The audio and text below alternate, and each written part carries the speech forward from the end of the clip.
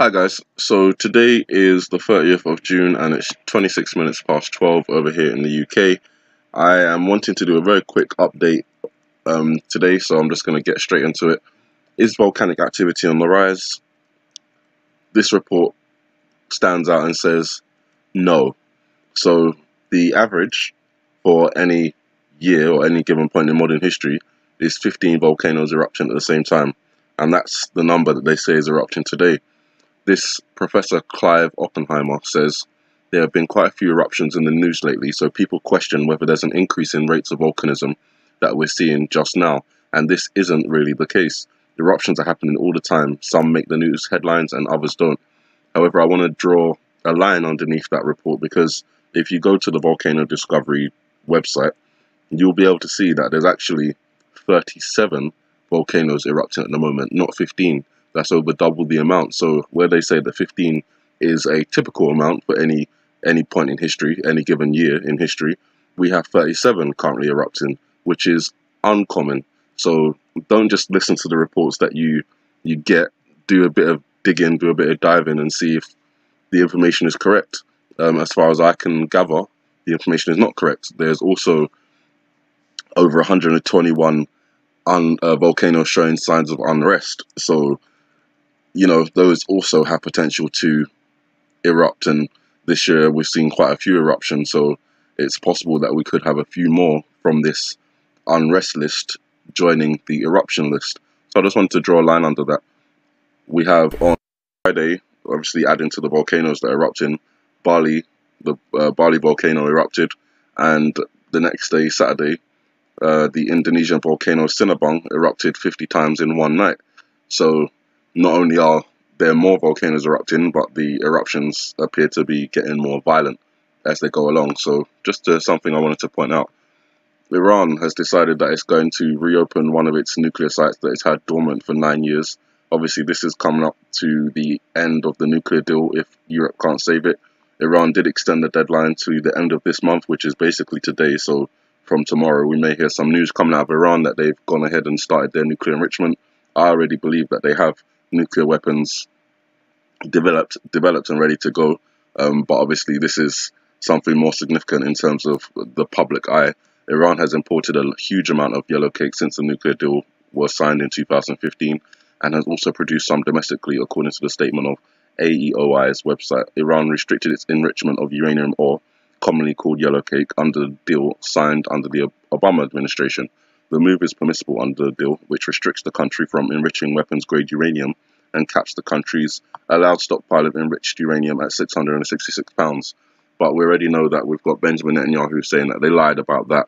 We've got the reports of them doing testing of missiles in the desert under the cover of night. So, if you're looking at it just as someone who's just getting onto this, you're kind of thinking, well, what are we to expect? But as people who have been researching this for quite a while, we know what to expect, so this isn't of any surprise to us. Then we've got a summit between Donald Trump and Putin coming up on July 16th. It's not really unusual.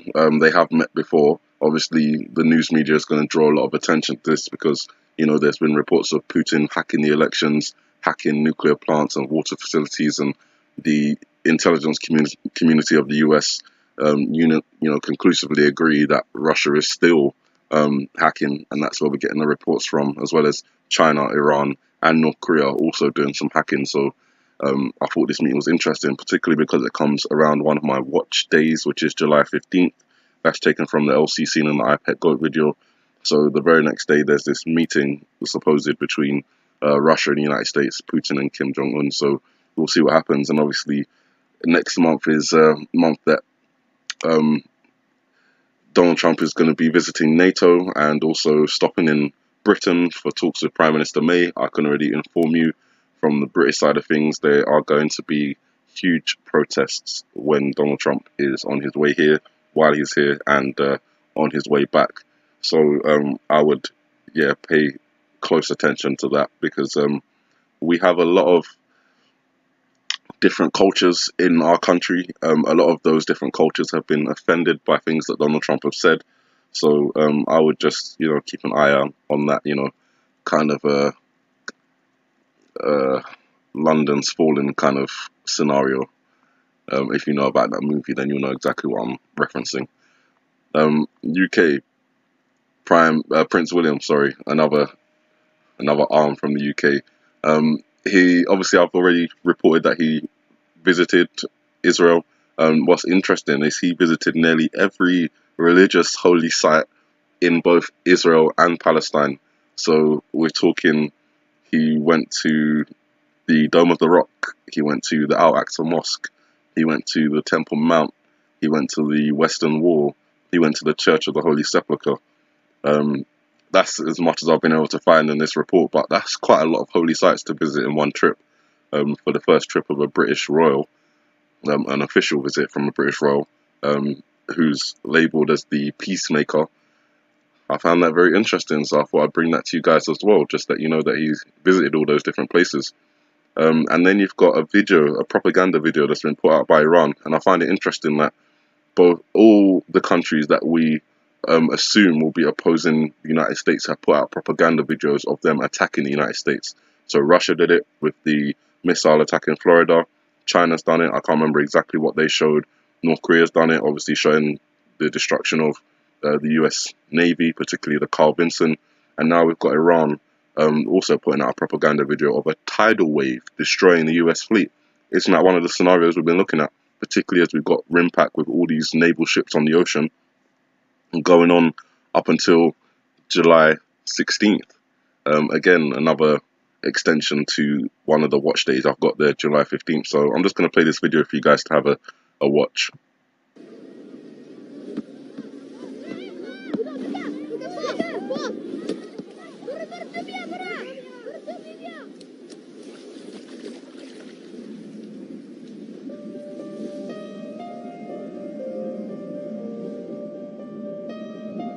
I'm just going to mute it for a second while it plays. That airliner up here, that's an Iranian passenger jet, and the video depicts a missile coming from the US Navy fleet destroying that passenger jet.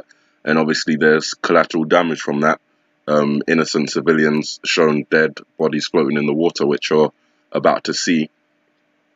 So it goes along that same line of some collateral damage resulting from a strike on a Muslim or Islamic target like Iran.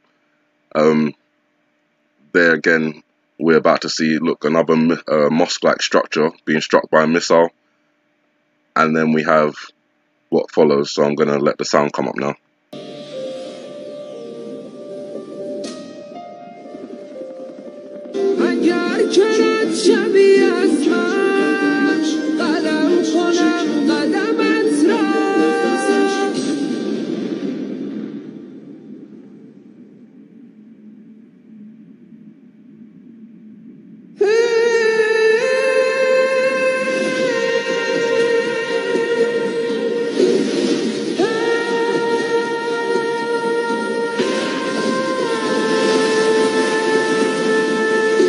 That's the Tsunami taking out the US Navy.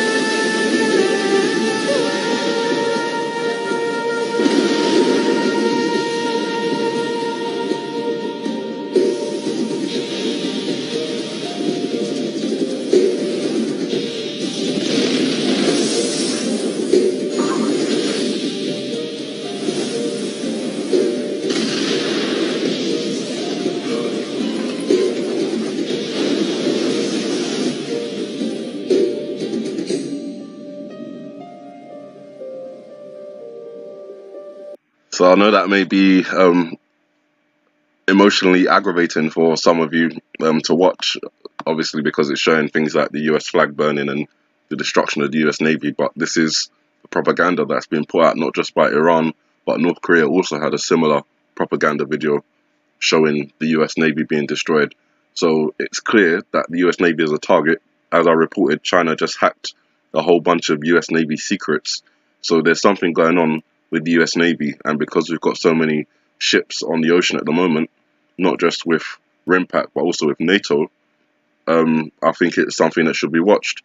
And you can relate that to the iPad Goat video if you're looking at the, let me just mute this, if you're looking at the Osama bin Laden scene. We've talked about the iceberg that Osama bin Laden is traveling on, resembling like a ship or an aircraft carrier. something like the Carl Vinson, which is the ship that Osama bin Laden was taken out to sea and thrown off of after they had killed him. And the imagery of Osama bin Laden raising up his hands, it gives that image of something rising up. So as I've mentioned, it could be Islam rising up or Iran rising up, or it could be the actual physical movement of a wave, like a tsunami rising up. If that's the case, then it connects with their real world propaganda video, which shows the destruction of the US Navy fleet through the use of the ocean. And finally, the US has ended 70 years of military presence in the South Korean capital. They haven't left South Korea altogether, but they've moved 70 kilometers away from Seoul, out of the range of North Korea's artillery. I find that interesting because of the fact that Kim Jong-un has been to Beijing, and we know that Xi Jinping exerts control and dominance over Kim Jong-un and North Korea. The fact that they stopped the exercises on the Korean Peninsula has been something that China has been pushing for a long time. But then you had the summit between Kim Jong-un and Donald Trump, where we were misled to believe that, you know, a peace agreement had been reached. But then we find out that North Korea are still developing their nuclear plants and upgrading it rather quickly. And then we get the reports of the US military being moved 70 kilometers away from the range of North Korea's artillery out of the capital of Seoul. So that could just be, as I said, it was planned long before the actual move had taken place. But the fact that it's happening now, while all the other things are happening now, it could be an indication that things are not as peaceful on the Korean Peninsula as we are being led to believe. And obviously we know that North Korea or the Korean Peninsula is going to be involved in whatever conflict is due to come in the future, but we're being told differently. So we need to use our own eyes, our own ears, and our own minds to figure out the information for ourselves, because it appears that each side has an agenda and they'll use real information but misinterpret it and just really make it what it's not supposed to be. So, you know, we have to really be on the ball with all the information that we receive, sift through it the best we can, and try not to be deceived. So you guys have a good morning, good afternoon, good evening, and God bless.